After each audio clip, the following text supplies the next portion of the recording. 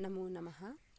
अष्टमवर्गस्य रुचिरा संस्कृतपाठ्यपुस्तकस्य पठनम् अस्माभिः क्रियते। तत्र तृतीयं पाठम् अधुना पठामः। पाठस्य नाम अस्ति डिजिभारतम् इति। तस्य पाठस्य प्रथमः भागः पाठवाचनम्। प्रस्तुतः पाठः डिजिटल् इण्डिया इत्यस्य मूलभावम् अधिकृत्य लिखितः निबन्धात्मकः पाठः अस्ति। अस्मिन् पाठे वैज्ञानिकप्रगतेः तेषां पक्षाणां चर्चा अस्ति, यत्र वयम् एकेन नोदनेन क्लिक् बहु किमपि साधयितुं शक्नुमः। अधुना अन्तर्जालेन अस्माकं जीवनं कियत् सरलं कृतम् अस्ति। वयं भौगोलिकदृष्ट्या परस्परम् अत्यन्तं निकटम् आगताः स्मः। अनेन जीवनस्य प्रत्येकं कार्यं सरलं जातमस्ति। एतादृशाः एव भावाः पाठेऽस्मिन् सरलसंस्कृतेन व्यक्ताः सन्ति। पढ़ने के बाद आप लोग भी एक बार फिर से उसको पढ़ने का प्रयास करें, जिससे संस्कृत के उच्चारण में शुद्धता होगी। अद्य सम्पूर्णविश्वे डिजिटल् इण्डिया इत्यस्य चर्चा श्रूयते।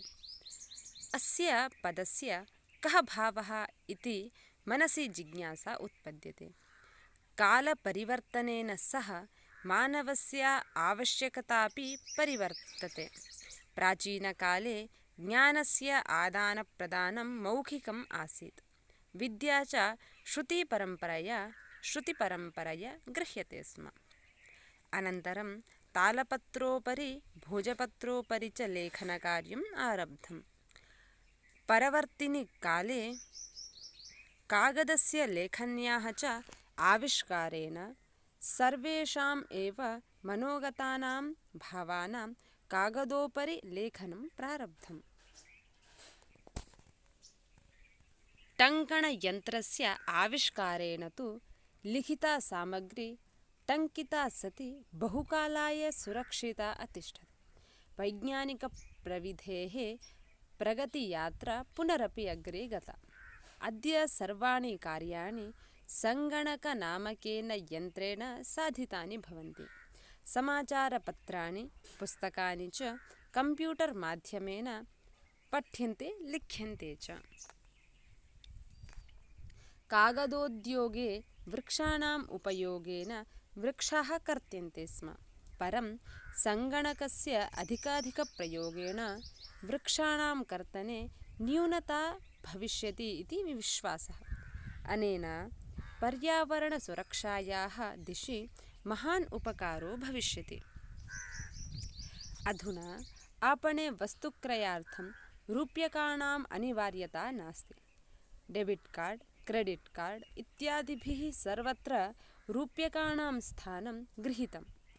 वित्तकोशस्य अर्थात् बेङ्क् चापि सर्वाणि कार्याणि सङ्गणकयन्त्रेण सम्पाद्यन्ते। बहुविधाः अनुप्रयोगाः APP मुद्राहीनाय विनिमयाय सहायकाः सन्ति। कुत्रापि यात्रा करणीया भवेत्, रेलयानयात्रापत्रस्य, वायुयानयात्रापत्रस्य च अनिवार्यता अद्य नास्ति।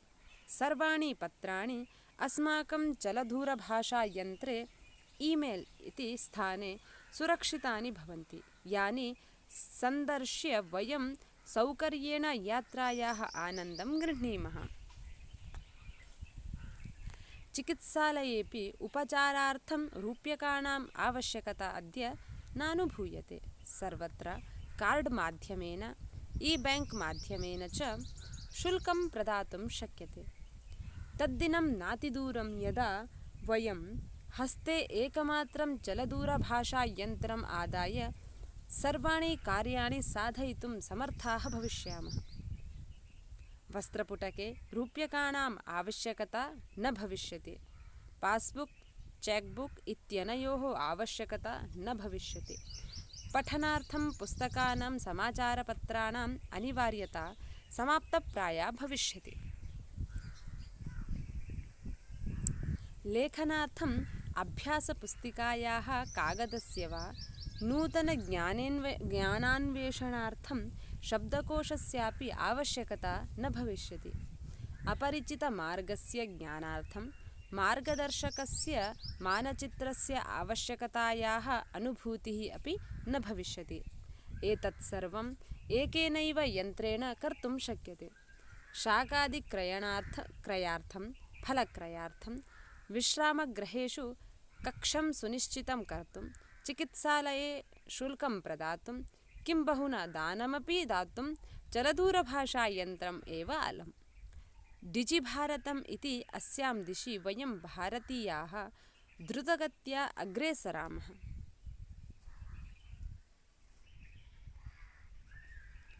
अद्य सम्पूर्णविश्वे डिजिटल् इण्डिया इत्यस्य चर्चा श्रूयते। अस्य पदस्य कः भावः इति मनसि जिज्ञासा उत्पद्यते।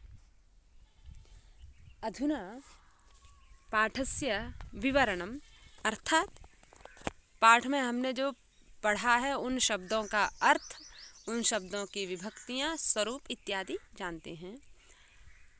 पदपरिचयः भावार्थः च।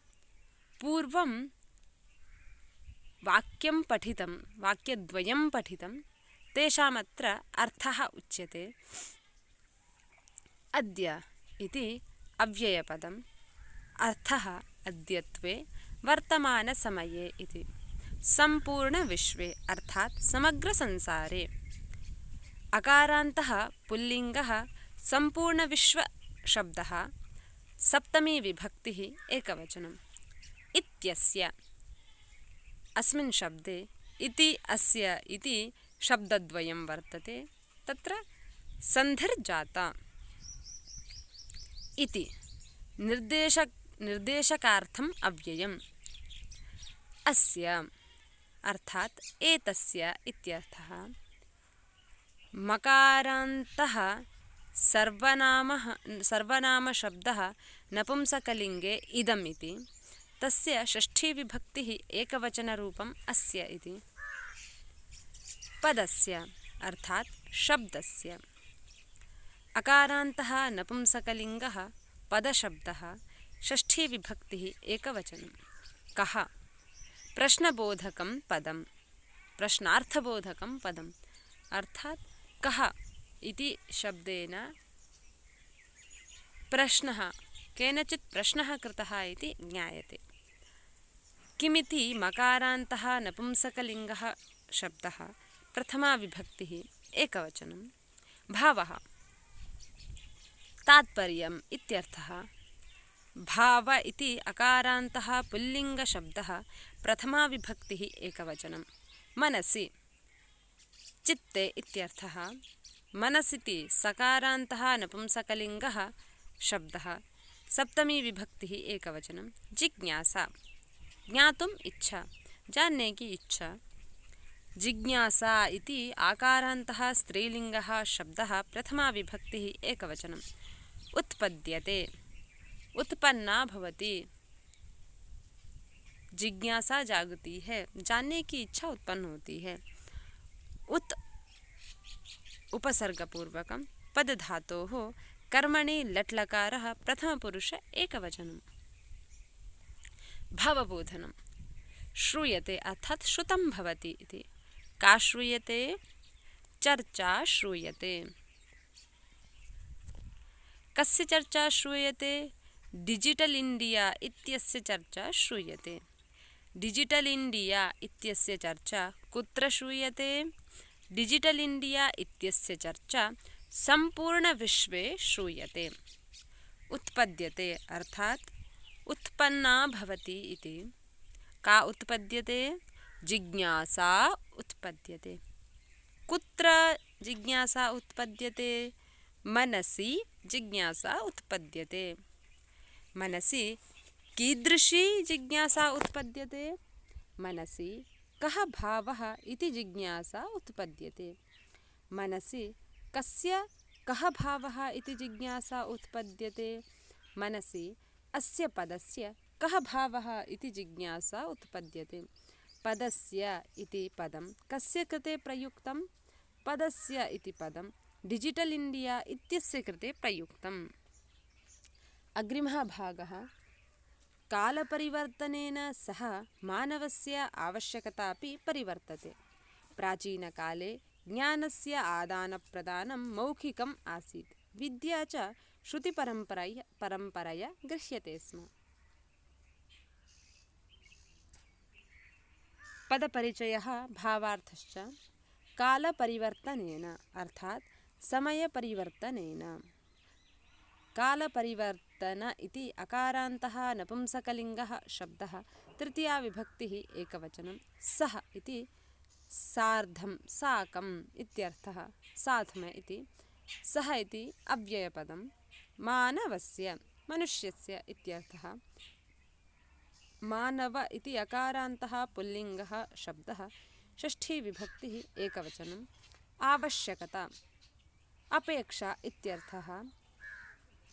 आकारान्तः स्त्रीलिङ्गः आवश्यकता शब्दः प्रथमा विभक्तिः एकवचनम्। अपि इति अव्ययपदं। परिवर्तते अर्थात् परिवर्तनं भवति इति। परि इति उपसर्गपूर्वकं वृत् धातुः कर्तरि लट्लकारः प्रथमपुरुष एकवचनं। प्राचीनकाले अर्थात् पुराकाले पूर्वकाल में। प्राचीनकाल इति अकारान्तः पुल्लिङ्गशब्दः षष्ठी सप्तमी विभक्तिः एकवचनं प्राचीनकाले इति। ज्ञानस्य अर्थात् सूचनायाः। ज्ञान इति अकारान्तः नपुंसकलिङ्गशब्दः षष्ठी विभक्तिः एकवचनं। आदानप्रदानं ग्रहणं दानं च लेना देना। मौखिकं मौखिकं वाचिकम् इत्यर्थः। अकारान्तः नपुंसकलिङ्गः मौखिकशब्दः प्रथमा विभक्तिः एकवचनं। आसीत् भवति स्म। अस् धातुः कर्तरि लङ्लकारः प्रथमपुरुष एकवचनं। विद्या शिक्षा इत्यर्थः। विद्या इति आकारान्तः स्त्रीलिङ्गशब्दः प्रथमा विभक्तिः एकवचनं। च इति समुच्चयार्थबोधकम् अव्ययम्। और इत्यर्थः। श्रुतिपरम्परया। श्रुतिपरम्परा इति आकारान्तः स्त्रीलिङ्गशब्दः तृतीया विभक्तिः एकवचनं। श्रवणमाध्यमेन इत्यर्थः। श्रुतिपरम्परया श्रवणमाध्यमेन इति इदं पठितं। गृह्यते ग्रह धातुः कर्मणि लट्लकारः प्रथमपुरुष एकवचनं। स्वीक्रियते इत्यर्थः। स्म भूतकालार्थद्योतकम् अव्ययम्। स्म शब्द से हमें भूतकाल मतलब बीते हुए समय का ज्ञान होता है। यह अव्यय पद है। भावबोधनम्। परिवर्तते अर्थात् परिवर्तनं भवति इत्यर्थः। का परिवर्तते? आवश्यकता परिवर्तते। कस्य आवश्यकता परिवर्तते? मानवस्य आवश्यकता परिवर्तते। मानवस्य आवश्यकता केन सह परिवर्तते? कालपरिवर्तनेन सह मानवस्य आवश्यकता परिवर्तते। मौखिकम् आसीत् अर्थात् मौखिकं भवति स्म। किं मौखिकम् आसीत्? आदानप्रदानं मौखिकम् आसीत्। कस्य आदानप्रदानं मौखिकम् आसीत्? ज्ञानस्य आदानं मौखिकम् आसीत्। कदा ज्ञानस्य आदानप्रदानं मौखिकम् आसीत्? प्राचीनकाले ज्ञानस्य आदानप्रदानं मौखिकम् आसीत्। गृह्यते स्म अर्थात् स्वीक्रियते स्म। का गृह्यते स्म? विद्या गृह्यते स्म। विद्या कथं गृह्यते स्म? विद्या श्रुतिपरम्परया गृह्यते स्म। अनन्तरं तालपत्रोपरि भोजपत्रोपरि च लेखनकार्यम् आरब्धम्। परिवर्तिनिकाले कागदस्य लेखन्याश्च आविष्कारेण सर्वेषां मनोगतानां भावानां कागदोपरि लेखनं प्रारब्धम्। भवन्तः अपि पठन्तु। पदपरिचयः। अनन्तरम् अकारान्तः नपुंसकलिङ्गः अनन्तरशब्दः प्रथमाविभक्तिः एकवचनं। पश्चात् इत्यर्थः बाद में इति। तालपत्रोपरि अर्थात् तालपत्रस्य उपरि। तालपत्र उपरि इति शब्दद्वयं, तत्र सन्धिः अव्ययपदं तालपत्रोपरि इति। भोजपत्रोपरि इदमपि अव्ययं। भोजपत्र उपरि इति सन्धिः। भोजपत्रस्य उपरि इत्यर्थः। उभयत्रापि गुणसन्धिः। तालपत्र उपरि तालपत्रोपरि, भोजपत्र उपरि भोजपत्रोपरि इति गुणसन्धिः। च समुच्चयार्थबोधकम् अव्ययं। लेखनकार्यं। लेखनकार्य इति अकारान्तः नपुंसकलिङ्गशब्दः प्रथमाविभक्तिः एकवचनं। लेखनस्य कार्यम् इत्यर्थः। आरब्धं प्रारम्भः आरम्भः कृतः इति। आरब्ध इति अकारान्तः नपुंसकलिङ्गशब्दः प्रथमाविभक्तिः एकवचनं। परिवर्तिनी आगामिनि इति अर्थः। परवर्तिन् इति नकारान्तः पुल्लिङ्गशब्दः सप्तमी विभक्तिः एकवचनं। काले समये इति। काल इति अकारान्तः पुल्लिङ्गशब्दः सप्तमी विभक्तिः एकवचनं। कागदस्य कागद इति अकारान्तः नपुंसकलिङ्गः शब्दः षष्ठी विभक्तिः एकवचनं। लेखनपत्रस्य इत्यर्थः। लेखन्याः कलमस्य अर्थात् पेन्। लेखनी इति ईकारान्तः स्त्रीलिङ्गशब्दः षष्ठी विभक्तिः एकवचनं। आविष्कारेण अपूर्ववस्तुनिर्माणेन अन्वेषण करने से।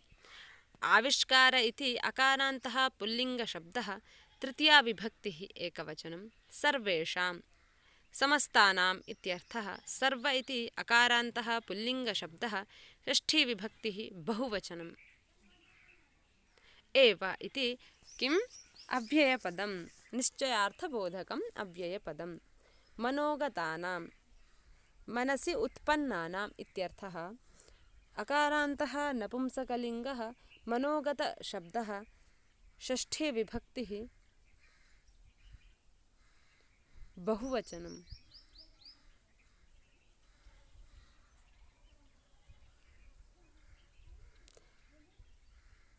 भावानां विचाराणाम् इत्यर्थः। भाव इति अकारान्तः पुल्लिङ्गशब्दः षष्ठी विभक्तिः बहुवचनं। कागदोपरि इति कागदस्य उपरि अव्ययपदं। लेखनं लेखनकार्यं। लेखन इति अकारान्तः नपुंसकलिङ्गः शब्दः प्रथमा विभक्तिः एकवचनं। प्रारब्धं प्रारम्भः अभवत्। अकारान्तः नपुंसकलिङ्गः प्रारब्धशब्दः नपुंसकलिङ्गः प्रथमा विभक्तिः एकवचनं। भावबोधनम्। आरब्धम् इति पदस्य अर्थः आरम्भः कृतः इति। किम् आरब्धं? लेखनकार्यम् आरब्धं। कुत्र लेखनकार्यम् आरब्धं? तालपत्रोपरि भोजपत्रोपरि लेखनकार्यम् आरब्धं। कदा तालपत्रोपरि भोजपत्रोपरि लेखनकार्यम् आरब्धम्? अनन्तरं तालपत्रोपरि भोजपत्रोपरि च लेखनकार्यम् आरब्धं। प्रारब्धम् अर्थात् प्रारम्भः कृतः इति। किं प्रारब्धं? लेखनं प्रारब्धं। कुत्र लेखनं प्रारब्धं? कागदोपरि लेखनं प्रारब्धं। कागदोपरि केषां लेखनं प्रारब्धं? कागदोपरि भावानां लेखनं प्रारब्धं। कागदोपरि कीदृशानां भावानां लेखनं प्रारब्धं? कागदोपरि मनोगतानां भावानां लेखनं प्रारब्धम्। कागदोपरि कीदृशानां मनोगतानां भावानां लेखनं प्रारब्धं? कागदोपरि सर्वेषाम् एव मनोगतानां भावानां लेखनं प्रारब्धम्। केन कागदोपरि सर्वेषाम् एव मनोगतानां भावानां लेखनं प्रारब्धम्? आविष्कारेण कागदोपरि सर्वेषाम् एव मनोगतानां भावानां लेखनं प्रारब्धम्। कस्य आविष्कारेण कागदोपरि सर्वेषाम् एव मनोगतानां भावानां लेखनं प्रारब्धम्? कागदस्य लेखन्याश्च आविष्कारेण सर्वेषाम् एव मनोगतानां भावानां कागदोपरि लेखनं प्रारब्धम्। कदा कागदस्य लेखन्याः च आविष्कारेण सर्वेषाम् एव मनोगतानां भावानां कागदोपरि लेखनं प्रारब्धम्? परवर्तिनि काले कागदस्य लेखन्याः च आविष्कारेण कागदोपरि सर्वेषाम् एव मनोगतानां भावानां लेखनं प्रारब्धम्। टङ्कणयन्त्रस्य आविष्कारेण तु लिखिता सामग्री टङ्किता सति बहुकालाय सुरक्षिता अतिष्ठत्। टङ्कणयन्त्रस्य अर्थात् सङ्गणकम् अर्थात् कम्प्यूटर्। अकारान्तः नपुंसकलिङ्गः टङ्कणयन्त्रशब्दः षष्ठीविभक्तिः एकवचनं तु इति अवधारणार्थबोधकम् अव्ययपदम्। लिखिता अर्थात् लिखितरूपा। आकारान्तः स्त्रीलिङ्गः लिखिता शब्दः प्रथमा विभक्तिः एकवचनं सामग्री विषयः इत्यर्थः। ईकारान्तः स्त्रीलिङ्गः सामग्री शब्दः प्रथमा विभक्तिः एकवचनं टङ्किता अंकिता इत्यर्थः लिखी गई। आकारान्तः स्त्रीलिङ्गः टङ्किता शब्दः प्रथमा विभक्तिः एकवचनं सती जायमाना। ईकारान्तः स्त्रीलिङ्गः सती शब्दः प्रथमा विभक्तिः एकवचनं बहुकालाय चिरकालाय। अकारान्तः पुल्लिङ्गः बहुकालशब्दः चतुर्थी विभक्तिः एकवचनं सुरक्षिता रक्षिता। आकारान्तः स्त्रीलिङ्गः सुरक्षिता शब्दः प्रथमा विभक्तिः एकवचनं अतिष्ठत्। जाता स्था धातुः लङ्लकारः कर्तरि प्रथमपुरुष एकवचनं। भावबोधनं का अतिष्ठत्? सामग्री अतिष्ठत्। कीदृशी सामग्री अतिष्ठत्? लिखिता सामग्री अतिष्ठत्। लिखिता सामग्री कथम् अतिष्ठत्? लिखिता सामग्री बहुकालाय सुरक्षिता अतिष्ठत्। लिखिता सामग्री कीदृशी सति बहुकालाय अतिष्ठत्? लिखिता सामग्री टङ्किता सति बहुकालाय सुरक्षिता अतिष्ठत्। केन लिखिता सामग्री टङ्किता सति बहुकालाय सुरक्षिता अतिष्ठत्? आविष्कारेण तु लिखिता सामग्री टङ्किता सति बहुकालाय सुरक्षिता अतिष्ठत्। कस्य आविष्कारेण लिखिता सामग्री टङ्किता सति बहुकालाय सुरक्षिता अतिष्ठत्? टङ्कणयन्त्रस्य आविष्कारेण लिखिता सामग्री टङ्किता सति बहुकालाय सुरक्षिता अतिष्ठत्। वैज्ञानिकप्रविधेः प्रगतियात्रा पुनरपि अग्रे गता। अद्य सर्वाणि कार्याणि सङ्गणकनामकेन यन्त्रेण साधितानि भवन्ति। वैज्ञानिकप्रविधेः वैज्ञानिकपद्धतेः इत्यर्थः। इकारान्तः पुल्लिङ्गः वैज्ञानिकप्रविधिशब्दः षष्ठी विभक्तिः एकवचनं प्रगतियात्रा विकासयात्रा इत्यर्थः। आकारान्तः स्त्रीलिङ्गः प्रगतियात्रा शब्दः प्रथमा विभक्तिः एकवचनं पुनरपि पुनः अपि इति पदद्वयं सन्धिर्जाता। अग्रे इति अव्ययपदं पुनः अपि इत्यपि अव्ययपदं पुनः अपि इत्यस्य अर्थः इतोपि अग्रे पुरतः।